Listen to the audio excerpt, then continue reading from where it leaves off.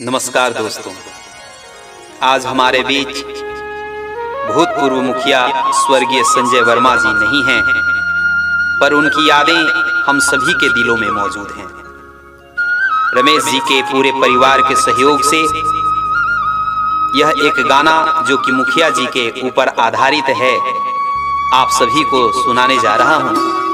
स्वर्गीय मुखिया जी को मेरा सत सत नमन।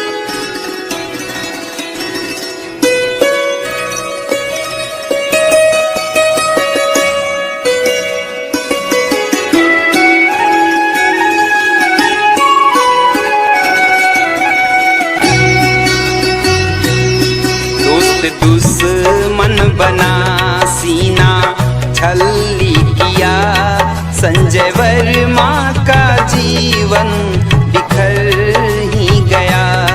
दोस्त दुश्मन बना सीना छल्ली किया, संजय वर्मा का जीवन बिखर ही गया।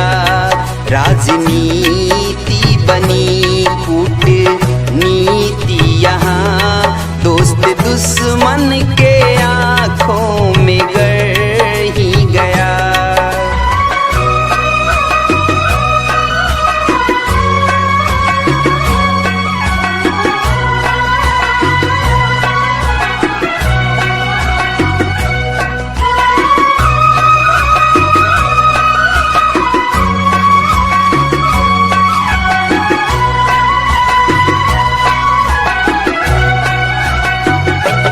भीमनी चक के थे वासी निवासी, सुनो जन्म तिथि था एक उनासी, सुनो।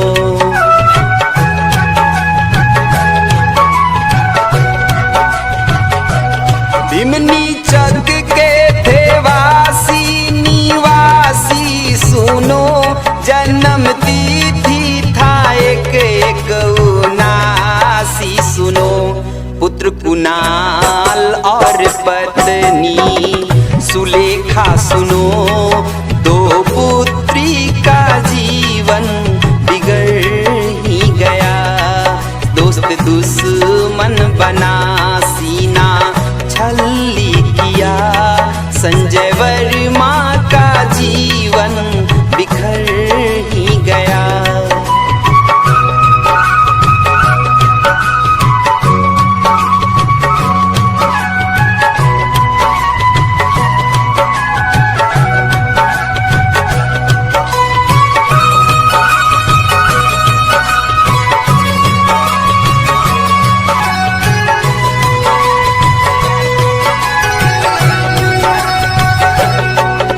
नवंबर की बातें सुनाता हूँ मैं, संजय वर्मा की घटना बताता हूँ मैं।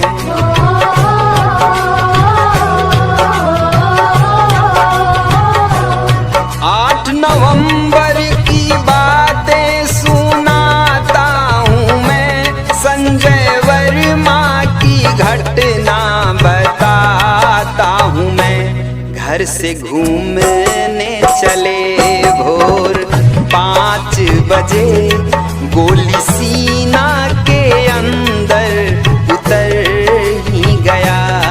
दोस्त दुश्मन बना सीना छल्ली किया, संजय वर्मा का जीवन बिखर ही गया।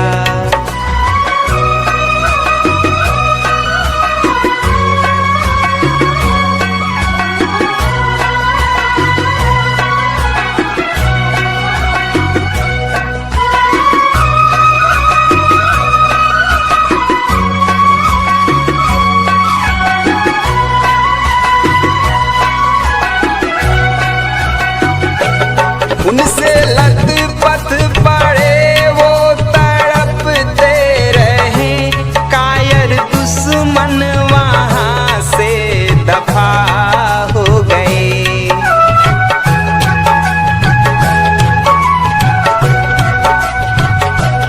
उनसे लत-पत पड़े वो तड़पते रहे, कायर दुश्मन वहाँ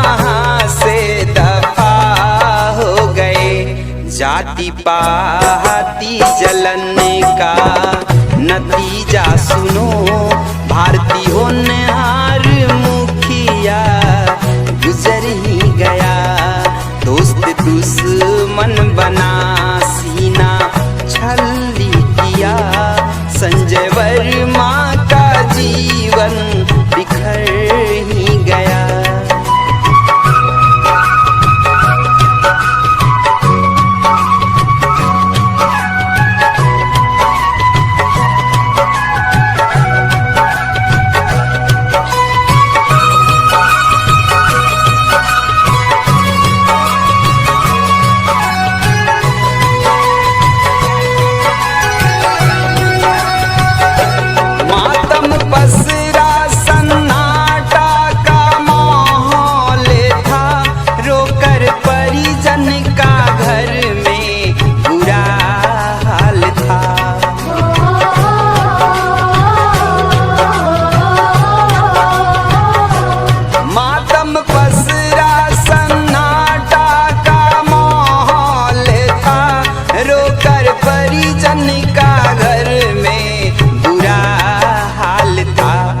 आंसू प्रिंस और सौरभ के टपकने लगे, आखिर मौसम का आंसू भी भर ही गया।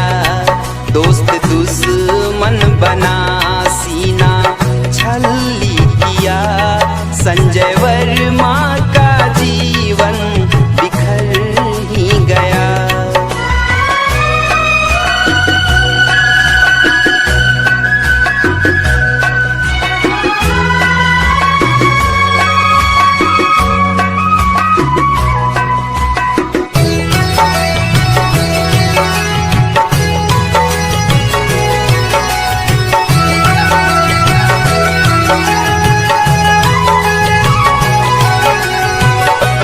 नेता मंत्री विधायक जुटे ही तेजन, भाई बंधु कुटुंब आई माता बहन।